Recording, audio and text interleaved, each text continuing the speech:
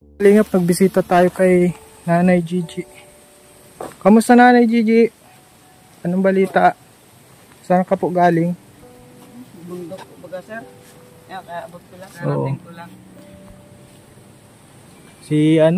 Sa baka maoperahan si Kuya Si Ramel. Ramil sa June. Tagal pa. Kaya pa hindi pa na. Nakadiaper din na, pinapadiaper na nga eh. Hindi makadayat. Pero gawa ng Oo. pag nakaswat man siya, hindi makadali sa tayo.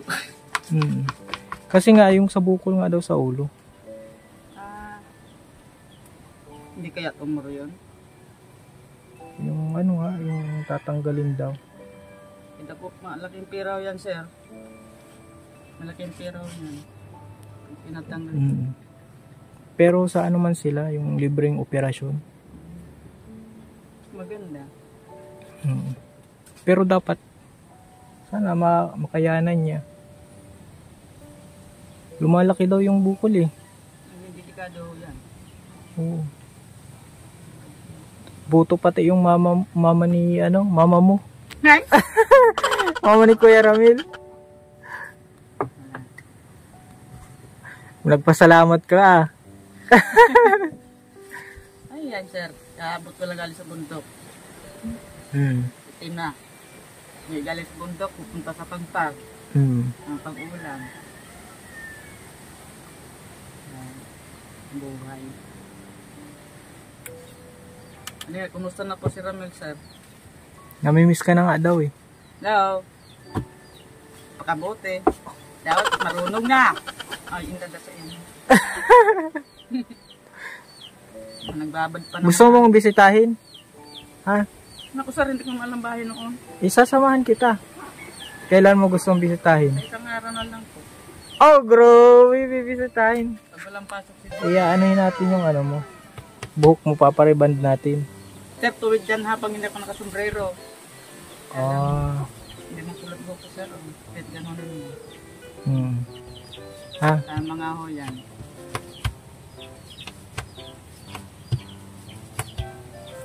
Nakakalakad pa naman yata niya si Ramil. Oo, kaso hindi malabo ng mata ni Dapat pinapaano yan, paoperahan yung mata rin yan. Utak niya. Para makabalik sa dati. Kailangan yung i-scanin nga, titingnan yung Ako sir, pumunta doon sir, malakas yan. Pag hindi ay mahina ang loob ka yan. Papalakasin mo. Dapat yung yung damit mo yung kaakit-akit. Ako sir. Kaso wala po ng mata ni Kuya Ramil. Nilagyan na salming. sabi ko nga dun sa nanay ni Kuya Ramil. Si Nanay Gigi, handang alagaan si Kuya Ramil. Ay boto daw siya. Sana all. Hindi magbagong Kumusta ang buhay-buhay dito, Nanay Gigi? Ganun pa rin mo. Kantukan. Punta sa pangpang. Ganun lang. Gagabi. Yan ang ginagawa ko dito eh. Isang gabi doon kami sa eskwelahan. Eh si Jero nagyakad. Hanggang alas 7 man lang ho kami. May palaro. Ito. Kasali nga si Puti. Sa Girl Scout. Masaya sana eh. Kaso nang wala naman eh. Marami naman sa rin din nakasali. Marami. Di pag gumaling na siya, pag gumaling na daw siya, madalaw daw si Kuya Ramil sa'yo eh. Hindi dalaw. Dapat pupuntahan. Kasi ang dalaw pag nasa ospital. Pupuntahan ka ni Kuya Ramil pag magaling na daw siya. Sana nga. Na daw siya, tatayo na daw siya ng tuwid. Sana. At para daw ay mapanindigan ka niya. Ay, aray ko. Tawarin ko. Galing ka sa bundok, ito ang kinuha mo? Magkano ito? Nanay Gigi? 4 kilo yan sir. 15, 1 kilo, 15. 15 pesos lang ito. Nakuha Isang mo. kilo, hindi. 10 lang yan. 10 piso lang ito. 10 piraso. O di magkano lahat? Kung halimbawa ay maka 10 kilo, di may 150 ka rin. 150. Maka 150 ka dito. Kasi isang kilo niyan ay 15. Ano din? Si Jero man pinapadala ko niyan. Kaya ni Juiro yung 10. Ay kulang pa nga ho yan, sir. Abo na ako padara ko pag balyon salog dyan. Ayaw. Para may kupit siya. Hindi. 10 man lang. Oo. Tapos nabili na kayong bigas. Hindi ka na nabili ng gin. Ay, indasal.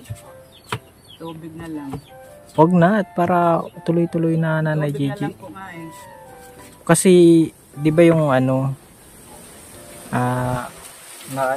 yung hindi ka pa nabablog. Araw at gabi ka daw eh. Oo. Nakikita ka namin. Lagi kang namumula. Init. Ito naman sinanahan sa magkaabot. Pero nung na-vlog ka na baga nalimitahan na yung pag-iinom mo.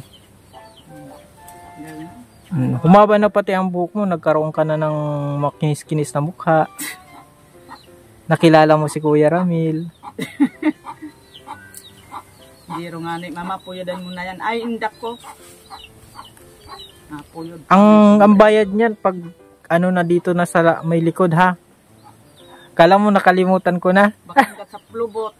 Ay, wag naman sa sa likod lang. Talikod ka Nanay Gigi.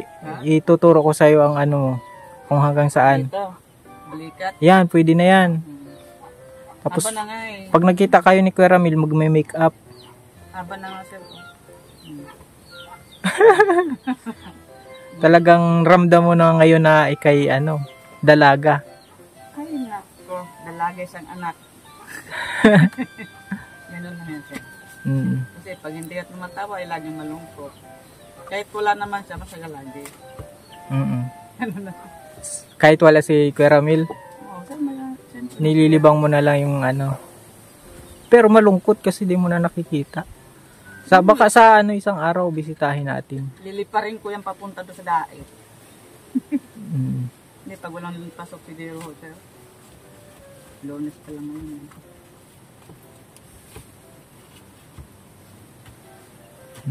Ay, i-deliver naman yan ni Dero. Inantay ko lang sa eskwelahan pa.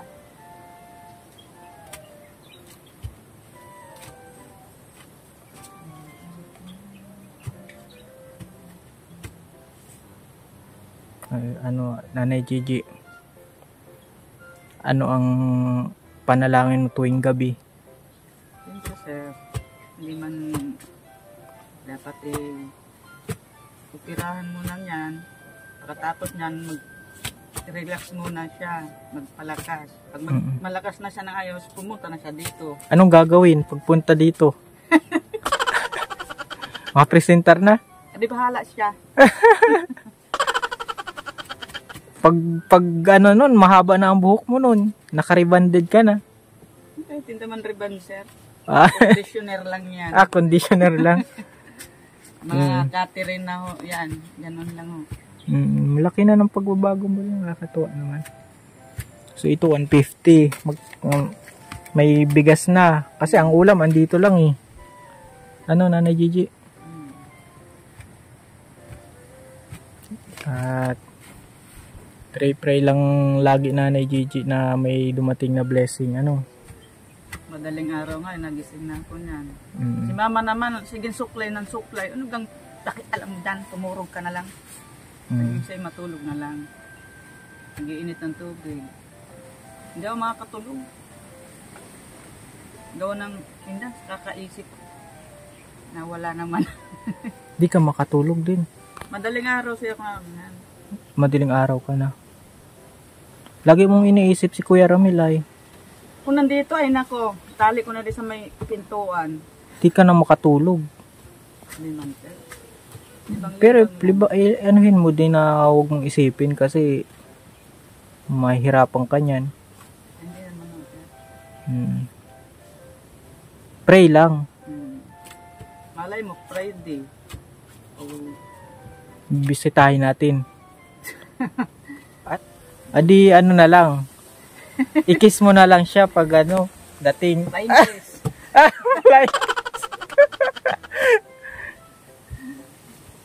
Nakakawa na naman isang tao. Iniwanan na nga ang asawa, ganyan pa. Dapat laging malakas. May nagdating man. Na ano si Nanay Gigi kinikilig. Lumalabas ang beauty ni Nanay Gigi pag naririnig si Kuya Ramil eh. Nandito ko Nanay Gigi para magbigay ng kaunting tulong ulit sa inyo ni Jero. Wala ko si Jero sa inantay ko pa nga, papadala ko pa yung gusto niya. Dagdag sa gastusin ha. Ibibili ng pagkain. Siyempre sir, kilala mo naman ako ngayon. Oo. Tapos yung sa ano natin, di ba? Sa buhok mo, hindi pa man yan pwedeng... Conditioner lang muna, ganyan Oo. lang. Kahit kamay lang mo, ayos na yan. Iaramel ha. Pag nakakita ka na, yung panalangin ko sa iyo. Pag maano ka na, maigaling ka na, di pumunta ka na rin dito. Kung hindi, ako na lang pumunta sa iyo. Di sa ako si sir. Oo, pagka ano... Mabait si Ramil. Sa unang tingin ko lang sa kanya, hindi. Itataguan pa kita. Pero ngayon, mahal mo na. Una lang mo yun. Oo. Kaawa naman tao din. Sana maano na siya, maibin na. Oo, sana. Pag-pray lang natin. Mga Kumusta yung solar mo dito, Nanay Gigi? Yan po sir, ayos na ayos. Okay na okay. Radyo, wala kang radyo dito? Kahit radyo sana ano. Hindi battery kasi walang hina dito ang ano eh. Wala ditong kuryente. Wala. Di battery eh. Pwede. Kailan ba ang birthday mo, Nanay Gigi? Ay naku sir, malapit na. April 20 ho. Ay, wow, malapit na. Ririgaluhan kita ng radyo. Kaso lang sir, tanda na. 39 na ako. Malapit ka na mag-40. O, at least pa lang. 39. Oo, at least nakita mo na ang true love mo. Kuya Ramil. Sige Nanay Gigi ha. God bless. Salamat. Salamat po sir. Thank you. Nandito lang para kay Ramil. Salamat po. Nanay. Yung nanay. Boto daw sa'yo eh. Oo. Sige Nanay Gigi. God bless. Yan po mga kalingap. Maraming salamat sa panonood. Nagbisita po tayo kay Nanay Gigi. Maraming salamat po sa panonood. God bless po.